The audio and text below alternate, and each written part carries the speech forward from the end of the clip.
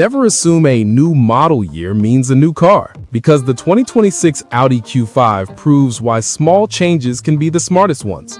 If you want the real story in minutes, here's the truth about engines, the big battery plug-in, the tech-heavy cabin, and which trim actually fits your life. And yes, there's a simple way to pick between Q5, Q5e Hybrid, and SQ5 without wasting money.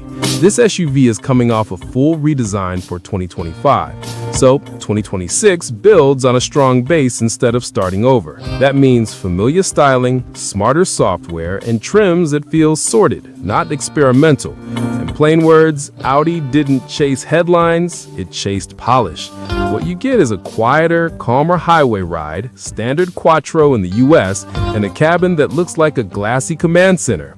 Here's the challenge most buyers face. You hear carryover and think boring, or you see 3 screens and worry daily driving turns into menu diving, or you can't decide if the plug-in is worth it or if the SQ5 is too much. Let's break every one of those worries down so you know exactly what to do.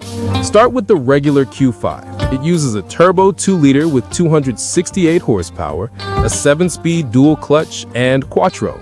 It's quick enough to feel lively and posts a mid 5-second dash to 60 in US spec. In real traffic, that means easy merges, smooth passing, and solid mileage if you don't drive like you're late to everything. Now the Q5e Hybrid. This is the tech centerpiece for 2026, thanks to a much larger battery, 25.9 kilowatt hours gross with 20.7 kilowatt hours usable. On the generous WLTP cycle, it can do up to 100 kilometers, or about 62 miles on electricity. Your local rating may be lower, but the point stands. School runs and office commutes can be electric most days. Charging at home is simple with 11 kilowatt-hour AC, so you can refill from empty to full in roughly 2.5 hours on the right setup. There are 2 output tunes depending on market, roughly 295 horsepower or around 362 combined. Either way, it still uses a dual clutch and keeps quattro, so it drives like a proper Audi, not a science project. Then there's the SQ5. Think of it as the one that wakes up the chassis without ruining your spine. Power sits around 362 horsepower with a claimed 0 to 60 in 4.6 seconds. Adaptive air suspension is standard in some markets and optional in others, and it's the secret sauce. Set it soft and it cruises like a luxury car. Set it firm and it tightens the body without turning every bump into a lecture. Ride and handling across the range were the big wins of the 2025 redesign, and they carry into 2026. The steering is tuned for confidence more than aggression, which fits the class.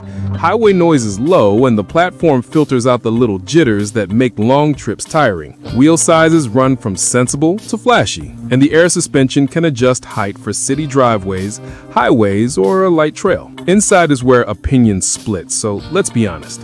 Audi's digital stage looks stunning and cleans up the dash. You get 11.9-inch driver display, a 14.5-inch center screen, and an optional 10.9-inch passenger screen with a privacy filter. Wireless Apple CarPlay and Android Auto are on the menu, along with over-the-air updates, a better voice assistant, wireless phone charging, and optional Bang & Olufsen audio. The flip side is that many climate and convenience controls live in the screen. If you love hard keys, you'll need to lean on voice and steering wheel buttons to make it feel natural. Live with it for a week and it clicks, but day one can feel like learning a new phone. Safety and assistance tech are fully stocked. Expect adaptive cruise with lane guidance, traffic jam assist, a 360-degree camera system, and parking aids.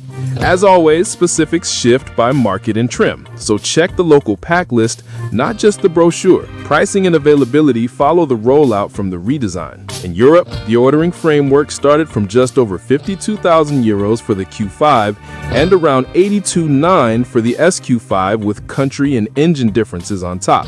In the US, the 2026 lineup mirrors the 2025 structure, with final pricing depending on options and local fees. The safe bet is to compare trims apples to apples across both years and focus on equipment, not just the sticker. So what changed for 2026 versus 2025? No hardware overhaul, which is fine because the big jump already happened last year. The plug-in's larger battery and long-range electric range remain the highlight, and the SQ5 keeps its quick sprint with that broadband ride. Expect running software tweaks and some package reshuffles depending on your region. Here's the cheat sheet to pick your Q5 in under a minute. If you want gas simplicity, a strong value, and you drive mostly mixed city and highway, get the 2.0T Q5 with the options that matter to you. If your daily round trip fits within roughly 30 to 50 kilometers and you can charge at home or work, the Q5e Hybrid will save fuel, cut noise, and feel smooth every weekday. If you love a fast back road or want extra headroom for mountain trips without giving up comfort, go SQ5 with the adaptive air suspension. The key moment is this: the 2026 Q5 is not chasing a headline. It's doubling down on refinement, range where it counts, and a cabin that feels premium the second you sit down. If you buy with a clear plan for how you'll drive and charge, you win. If you buy for a badge alone, you'll miss the best part of this lineup. Quick recap before you shop. Regular Q5 equals balanced pace, best price, lowest hassle. Q5e Hybrid equals real electric commuting plus road trip flexibility. SQ5 equals the smile machine with long drive manners. Screens are powerful, but plan to use voice and wheel buttons for the best daily flow. And always check your local trim equipment because small package differences can change the value.